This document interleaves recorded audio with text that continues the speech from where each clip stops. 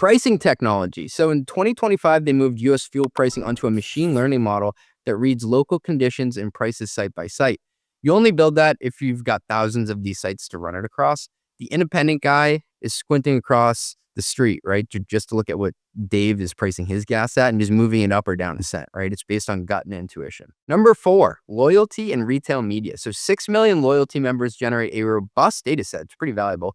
And in early 2025, they started renting that data set back to Coke and Frito-Lay's advertising through a partner called Axonet. Nobody buys retail media from a 4-store chain because they don't have any data. And yet, in the same year, they assembled all of it. They lost U.S. market share. Volumes fell. They blamed their own pricing model, reset it mid-year, and gave back fuel margin to win the customer's home.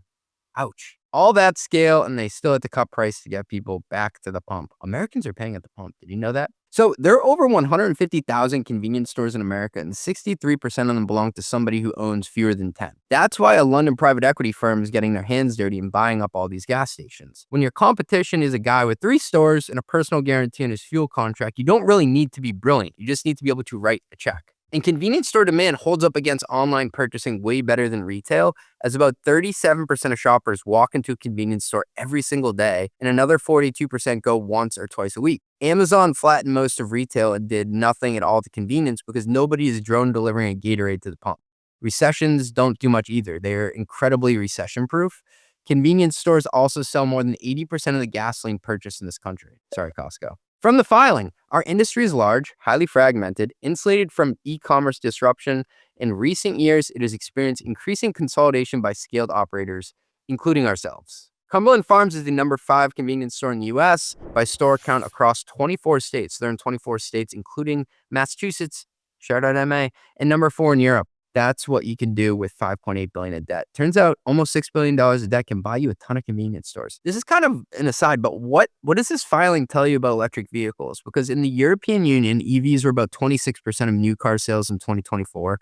They were also about 4% of the cars actually on the road because people keep a car for about a decade. So the fleet turns over super slowly. The US is well behind Europe on both counts. Fun fact, there are actually more RVs on the road in the US than there are electric vehicles, believe it or not, which is a large part of why the American business is the one that they're selling to in this F1 statement. Here's how they describe where fuel demand goes from here. We expect fuel volumes in our operating geographies to decline gradually over the long term due to improved vehicle efficiency, reduced average vehicle miles traveled, and increased adoption of hybrid and EVs, which will be partially offset by continued population growth.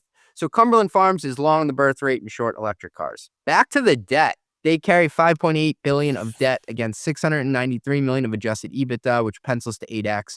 Most companies going public sit somewhere around 2x or 3x. 8 is around the range actually where private equity is trying to do the opposite. They're trying to take them private and then fix that, not sell it. They said our interest payments were 322% of our income from operations. That is a quote from the filing. So the stores threw off $208 million of operating income last year, and the lenders took $668 million in interest, which is how you end up owing $3 for everyone you made. And the ratio has gotten worse every single year because operating income is falling faster than they can retire at the principal. So where's all the cash? $268 million of cash at a company that rings up $16 billion of revenue is about 6 days of gross profit. And my first reaction was like, whoa, I think I pulled the wrong number off the balance sheet. But I do not make mistakes, except for that time I had gas station sushi in Mexico. Every dollar that comes through the register gets swept out to the revolver and the term loan, so nothing accumulates. They are managing cash flow and working capital super close to stay within their covenant good graces. Over on the asset side, $4.5 billion of the $11.9 billion is goodwill, which is what piles up when you spend a decade buying gas stations with borrowed money. Back the goodwill out and tangible equity is deeply underwater. So I did go spelunking for a REIT and found a receipt of it not working. So if you remember from the Jersey Mike's S1 we recently did, they own like none of the sandwich shops. They're franchisors and they put the land and build out and operations in the hands of the franchisees. So I had to figure out if Cumbies was actually a real estate investment trust play. Gas stations sit on valuable corners. There's a chain called Casey's that trades at a premium partly because of its own dirt.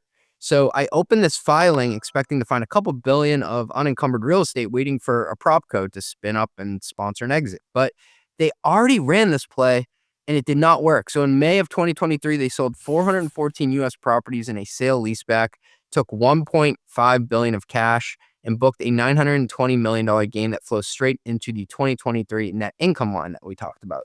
So when you see $1.88 billion of net income in 2023 and think this company used to make money, most of that came from selling the buildings and the cash went to lenders before anybody got to enjoy it. I got news for you. The ERP category is finally getting disrupted. And if you haven't heard of Relit yet, please pay attention. It's the AI native ERP built specifically to replace NetSuite, and it's already won over hundreds of finance teams. Their mission is to make the zero-day close a reality, and they're actually doing it. We're talking teams closing the books at 1:35 p.m. on the first day of the month. Companies like Windsurf, Mercor, and hundreds of others run their entire finance stack on Relit. Revenue recognition, close management, multi-entity, native Stripe and Salesforce integrations, woo!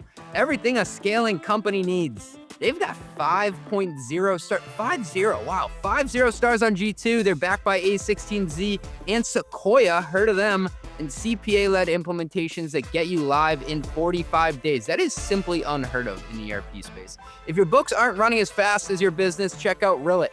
Book a demo at relit.com/CJ. That is RILLET.com/CJ. That's me.